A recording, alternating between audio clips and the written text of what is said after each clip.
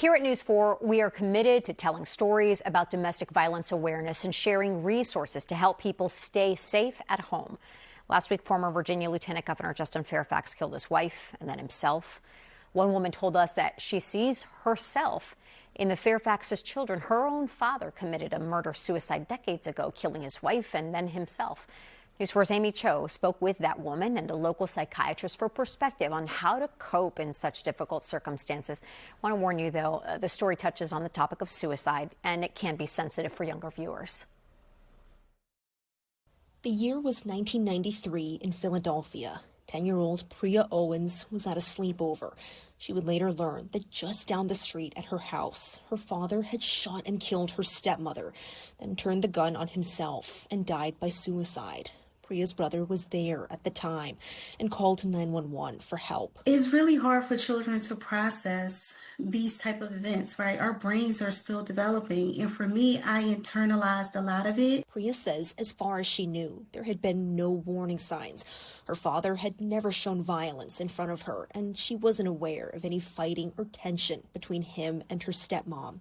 In the years after the murder-suicide, Prea says she struggled with feelings of rejection from knowing her father had died by suicide. But I did blame myself. Was it too much of a burden for him?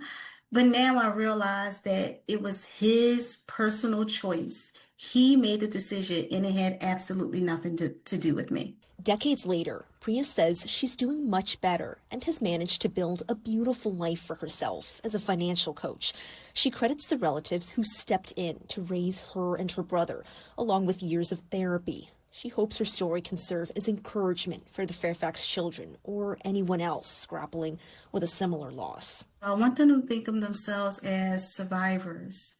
And once you put that label on yourself that I am a survivor, then that means that you are actively making a choice to move forward and just own that power. And for anyone dealing with a loss, especially in circumstances that aren't as common, one local psychiatrist tells News 4 it can be good to talk to people who've been through the same thing. The goal in grief is not that you want to stop grieving. That's not a goal. The goal is to be able to carry a loss without being consumed by the loss. Dr. Ava Gaiman-Dooms also says it's important to name the different emotions that you're feeling and not be afraid to share with others. So that you can begin to learn how to let go of any feeling or emotion, whether it's anger, shame, guilt, confusion. And know that you can absolutely thrive despite your circumstances. Do not let your past, do not let someone else define you. A decades-long healing journey as she now hopes to help others. Aimee, News 4.